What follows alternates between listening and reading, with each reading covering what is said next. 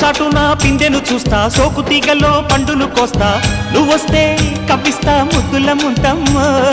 ఉక్కపోతకి ఊపిరి పోస్తా, పక్క మేకకు పంట కట్టిస్తా, ముద్దిస్తే బుక్కిస్తా మద్దెల మోతయ్యో.